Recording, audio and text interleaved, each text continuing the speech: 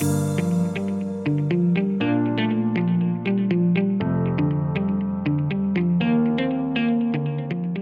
Alldus podcast is brought to you by Alldus International, supplying your expert AI and digital transformation staffing needs across the US and Europe. Today, you are listening to our AI in Action series, where leading minds in AI from across the world share their story, success, and advice. AI in Action cuts through the hype and explores the true impact of artificial intelligence in our world today.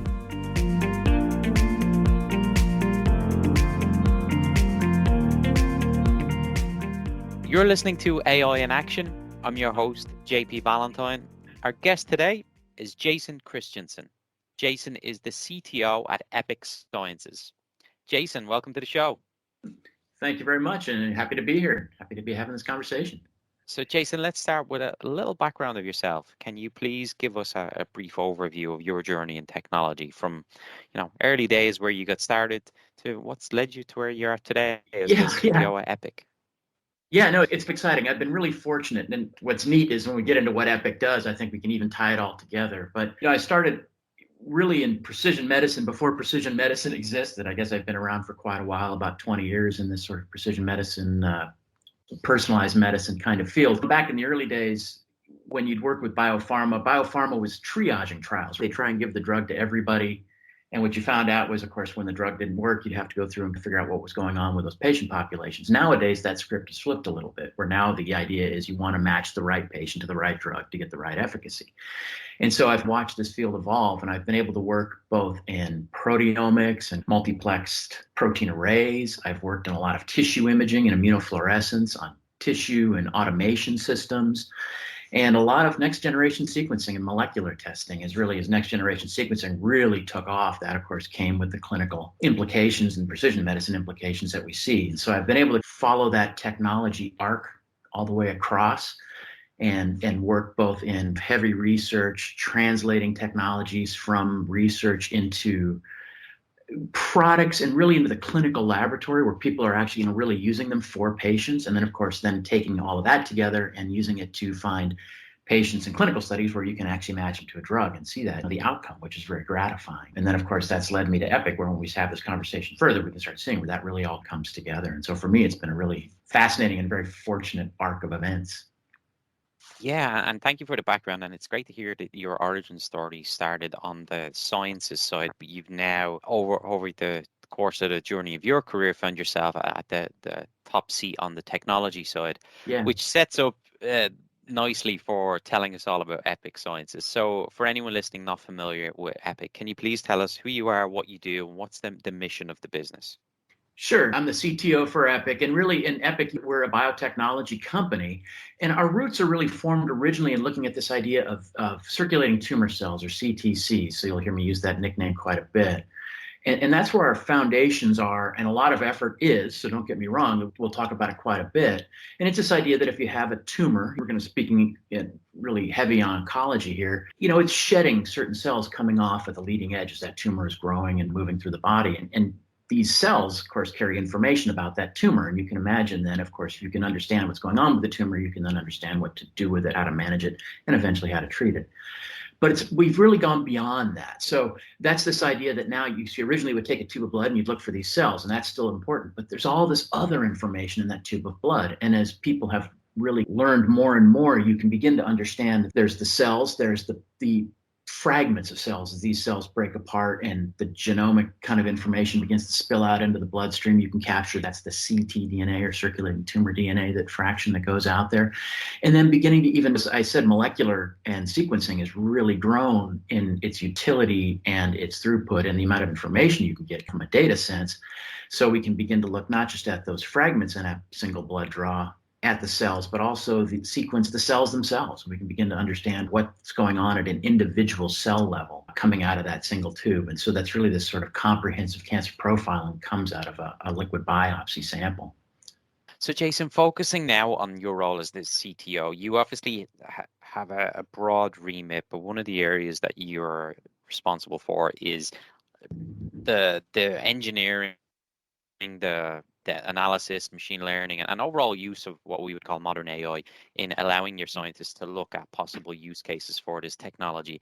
Can you give us some insight into what it's like behind the scenes, current makeup of the data team, and a typical project from life cycle starts to where you've got something workable? Yeah, and actually in the process, let me give you a little more insight onto the technology, and then we can walk right through that. And it's actually a lot of fun, and it's growing rapidly. And so one of the things that we do, as I mentioned, there's this idea of a circulating tumor cell, and so how do you find them? So the first thing that we'll do when we take one of these tubes of blood is we go and we take that blood and we lay it across these glass slides, and these are specially coated. So effectively, all the material in that tube gets distributed on these slides, and you can do multiple slides for depending on how much volume you've got. And what we do is we image that slide. And so you now taken that entire sort of constellation of cells and cellular material that you'll find in this tube, in this sample, and you get this image. And of course, you can imagine there's millions of cells on a slide. And what you want to do now is apply the image analysis. And that's where the machine learning and the deep learning really starts in our process, because we can now pull all that information out and looking at all of these different cells. And we want to understand what cells are CTCs, what are just normal blood cells, is there other information? And there's a lot of different kind of biological entities that are circulating in the blood. And using really advanced analysis to identify and segregate these. And you can imagine, because it's a rare event, that you've got to be really precise in how you do this. And that actually does change how we can approach this. And it's funny, as I mentioned in my early history, I did a lot of immunofluorescence in tissue. And so you'd come at things very traditionally. You'd say, okay, if it's bright, then it's positive. And if it's dim, then it's negative. And you'd follow that kind of logic. Can't really do that with the rare events. We really have to apply some pretty sophisticated image analysis and machine learning. And so we've got a team of people that really focuses heavily on that. I think it's about a half dozen people today. We're going to be growing that out, that built this entire sort of machine learning analysis package that goes through, finds these rare events. And they're then supported by data science, biostatistics, because of course, you want to be able to manage what that information means, because now you're able to just create so much data. So even though you may focus it down for a single test, you still have this kind of database of all that cellular information in the background that you can begin to look at. The second piece I want to add to that is, as I've mentioned, we've gone into the molecular aspect. So now you're bringing in ctDNA, circulating tumor DNA, ctDNA, and the single cell sequencing aspect. And of course, now you've got all the molecular and sequencing information, which that's a huge area of work, research, and study in terms of both data science and oncology and precision medicine. And so we have that huge amount of information that we can now manage and look at. And so you can really imagine beginning to combine these two together. And so we have a team of people focused on molecular, we have a team of people focused on imaging, and now we're really working to bring those two together to build this sort of broader data management and data science backbone that we can do. And the beauty, because Epic has been around for quite a while, is we've accumulated a lot of information. And so we can now go through and with this team and start reaching back eventually and starting to pull all that information and really start to enrich our knowledge and begin to expand how we can view these problems. And really where we are today to where we go, you can see there's going to be a huge transition in the learning.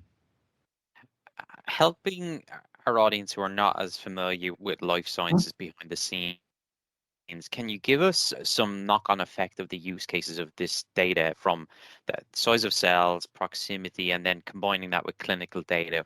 What's the end impact of this work, so that people who are interested in this space can really visualize what the impact could be for further drug discovery use and overall patient treatment? Sure. So actually, let me give you an example based on a product we have coming out now in breast cancer. And the way to think of it is, what is it you're going to do this isn't really drug discovery. This is actually where we can actually treat patients and really give them successful outcomes and hope. And it's this idea that from a single blood draw, again, with this idea of a comprehensive cancer profiling, where we can take that single blood draw out there, and we're looking across multi-omics. And if you look at the number of drugs that are out there approved in breast cancer, there are drugs that are approved based on genetic mutations, and there are drugs that are approved based on protein expression, whether they're a hormone receptor or a growth receptor. And so what you've got is a sort of panoply of drugs out there, but you've got to find the right drug to the right patient again. And you can't always just go get a biopsy off of a patient. So this idea that you can go get a blood draw, and we've all gone to the doctor and had it, it's much less invasive than a surgical intervention. And you can, as your cancer may change over time, you're getting an instant snapshot of what things look like. And we can begin to look at, and we can look at those cells, and we can look at the protein expression, and we can understand, okay, if certain proteins are being expressed highly, then perhaps this class of drugs may be more effective for this particular person in treating their tumor. Or if we look at the circulating tumor DNA fraction that's in their blood, we may find the mutations that are indicative of response to another class of drugs. And even sequencing those single cells, we can begin to see if there's different amplifications and changes in copy number in this cells, which are indicative of what's happening in the tumor. And again, that's another class of drugs. And so that really gives hope in this kind of a single blood draw for this patient as to what paradigm they can work with their physician. And the beauty is, of course, cancer, as I said, evolves, and it's the challenge of cancer is it's very adaptable. It's what makes it such a kind of an insidious thing to go after. But it is one of those that when that changes, again, they can go in for another blood draw, and you can begin to look at that and understand what the change in the next therapy might be. And you can really give, I think, a lot of hope. And so that's really the beauty of that comprehensive cancer profiling and all that kind of information we can extract from that single blood draw. You are listening to the Alldus podcast. When you're looking to scale your team, or if you are interested in showcasing your company in a future episode, reach out today. Or if you're in the market for a new role, visit our website to view open positions, www.alldus.com. Jason, you and I were speaking prior to the interview, and we were talking about the important role that data science is going to play in the next phase of growth for Epic Sciences. So on that topic, can you give us some insight into what the next few years look like? What are the plans in terms of growth? And with that, what sort of people are you going to need to hire, particularly focused on your division and technology? Yeah, so let me break that into two responses. The first is really, what do we see happening? Because then obviously that we want to feed that with the right people and the right talent. And as I kind of alluded to in the beginning, it's this idea now of, obviously we've got all of this sort of image analysis and the tools that we're doing there. Now, of course, this is continual development. So as much as I may describe what we have today as being very exciting, we can want to continue to evolve this package and get more and more information. As I mentioned, you've got millions of cells on a single slide, and there's so much data in there. It's so rich that we should be able to go through and begin to understand better and better. And to me, then that leads to the next exciting piece, which is having all of that sequencing data. Now, part of that's because I come from a sequencing background, but there's a lot of information there, and tying the two together. So now it's this idea that you can begin to connect what's happening at a genetic level to what's happening at, say, the visual level, when you just look at a cell and the morphology and the shape and size and how certain things are expressed and the proteins that sit on top of that. So you're really covering this whole paradigm. And we're really beginning to focus a lot on how to tie all this information together. And that's that data science piece that connects computer vision and machine learning to molecular sequencing, and even the machine learning that goes on in a lot of the sequencing analyses that are done today in bioinformatics, and really connecting these things together. And as I mentioned also, is going back and looking at all the information that we have. So obviously we want to build information going forward, but understanding from all of these sort of samples that we've got biobanked away, where we can begin to start looking at these things and testing hypotheses. So that to me is the huge exciting piece. We really become a huge focus of our business is data in the informatics, and how we can begin to find IP and products and business strategy in there. So obviously what we then need is the top talent to come through and do that. We have people that are doing the computer vision, but we want to expand. There's so much going on in AI, machine learning, and image analysis that just bringing those people in. And I speak to biology because that's obviously where I come from, but these people don't even have to necessarily be experts in that. It's always nice to cross-pollinate with people that come from different fields who may know. I think of driving my car has a certain amount of autopilot aspect to it, and there's very similar approaches in there. Just bringing in all these kind of new insights and new ways of looking at it and applying it to biology is huge. So I see us evolving that direction in there. On the sequencing side, obviously bioinformatics is tremendous, but bioinformatics is always, frequently looked at as being sitting within genetics. So it's when you're working in a clinical diagnostic company, you do bioinformatics, you're working just on your platform. We want bioinformaticists who can begin to look at the computer vision data and understand how to associate this. So it's really starting to correlate the information that comes through that.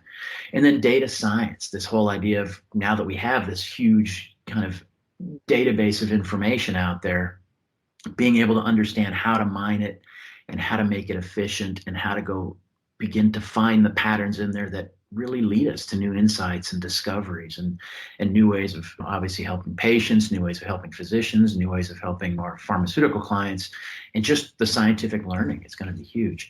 And so I think that's just going to be a tremendous opportunity for a lot of people to come through as we begin to grow and start hiring in those key fields.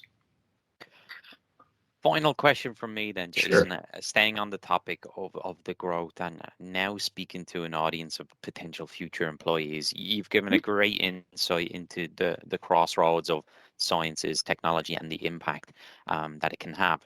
When you're speaking to potential employees of Epic, what is it that you tell them that gets them excited and interested in this mission over some of the other opportunities they may have out there? Oh, that's a great one. And I can tell you the biggest one is helping people, because really that is the beauty of it. It's at the end of the day, you can really see how we can associate what we do and how something may seem like maybe a very complex data science, data management problem. But what we can do is connect that to this universe of information to actually helping a person at the end of the day. And all of us, we're all potential patients. We all have family members. We all have friends. People who are touched by terrible medical problems that need to be addressed and fixed. And I think that really drives people. I know it drives the team at Epic today, is they're all really patient focused. That's really all we do is think, okay, how do we go help a person at the end of the day based on what I'm doing right here? And so I think really giving that connection always is a place for enthusiasm. And as I mentioned also, I think the ability to apply knowledge that you have maybe from a different field or different viewpoint into an entirely new viewpoint. I think that excites people, right? Because it's something you're taking that thing that you know how to apply it in your kind of the universe you've worked in, but now you're actually going to pick this up and apply this skill set over here. And it turns out it's completely novel. And that's, I think, where a lot of discovery happens and a lot of innovation and technological evolution happens as well. And so I think we all benefit when people kind of take that piece of knowledge that they learned in something. I use this autopilot in my car kind of example, but if you took, say, machine learning out of something like that and suddenly used that to go find cells that went and benefited a patient, I think people just get really enthusiastic. And I think that really drives people. And I know it drives me. I think that's a perfect way to end the interview. Jason, thank you so much for coming on today. Really appreciate you sharing your background, more importantly, giving us the insight into what's happening at Epic Sciences. Really sounds like a great crossroads of scientific advancement with the use of AI and data science. And a lot of growth ahead. You're going to need to hire some great people. And I think that final answer really gives insight into why it could be a great place to work. It is, and thank you so much for the opportunity. Yeah, no, it's very exciting, and it's just there's so much trajectory right now. It's great. We wish you, the team, and everyone else at Epic the best of luck in achieving your mission. Good luck with the year ahead, and we look forward to hearing from you soon. Thank you.